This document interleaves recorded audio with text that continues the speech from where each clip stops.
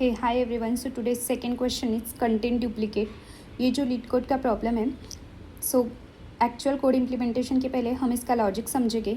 इसका problem statement क्या है कि हमें नम्स नाम का एक एरे गिवन है। हमें क्या करना है, चेक करना है कि एरे में कोई डुप्लीकेट एलिमेंट्स है या नहीं। अगर सेम नंबर 2 बार आए तो हमें सिंपली ट्रू रिटर्न करना है, वरना हमें फॉल्स रिटर्न करना है। मीन्स सिंपली हमें एरे में चेक करना है क्या एक नंबर 2 बार आता है। अगर आता है इसका मतलब डुप्लीकेट है।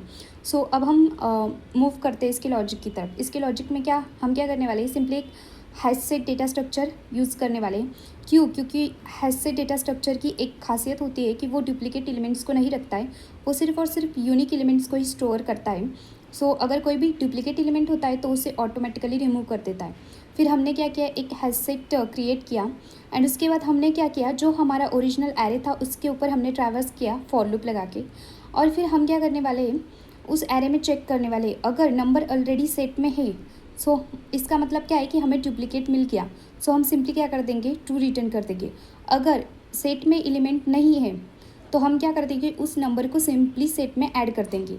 और जब पूरा लूप ख़त्म हो जाएगा तो हमें क्या मिलने वाला है, हमारा फॉल्स रिटर्न करने वाले हम। क्यों? क्योंकि पूरा लूप ख़त्म होता है, इसका मतलब क्या है कि हमें कोई भी डुप्लीकेट एलिमेंट्स नहीं मिला है। इसका मतलब हमें हमारे एरे में कोई भी डुप्लीकेट एलिमेंट एग्जिस्ट नहीं करता। सो हम सिंपली फॉल्स रिटर्न कर देंगे। ये हो गया इस कोड का लॉजिक। अब जब हम इसको ड्राई रन करेंगे, सिंपली हमारे पास एरे है 1 2 3 1। ये जो एरे, इसे देखने से ही पता चलता है कि इसमें डुप्लीकेट एलिमेंट है 1। सो स्टेप 1 में हमने क्या किया, चेक किया फॉर लूप लगा के क्या सेट में ऑलरेडी कोई भी एलिमेंट नहीं था। इसका मतलब हम क्या कर देंगे, उस 1 को सेट में ऐड कर देंगे। फिर हमने अगले इटरेशन में जब गए 2 के पास, तब हमने चेक किया क्या 2 ऑलरेडी सेट में एग्जिस्ट करता है, नहीं करता है। सो फिर हमने 2 को भी सेट में ऐड कर दिया। फिर हमने अगले इटरेशन में 3 के पास गए, क्या 3 सेट में एग्जिस्ट करता है, नहीं। सो फिर हमने 3 को भी सेट में ऐड कर दिया। अब हमारे सेट में 1 2 एंड 3 ये एलिमेंट एग्जिस्ट करते हैं। फिर हम 4th इटरेशन में कहाँ पे गए, 1 पे गए और फिर हमने चेक किया क्या वो सेट में एग्जिस्ट करता है। तो हाँ, हमें दिखा कि 1 ऑलरेडी हमारे सेट में एग्जिस्ट करता है।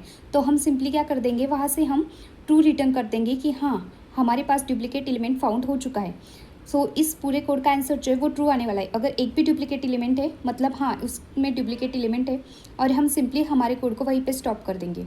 So that's it, let's see in the code now.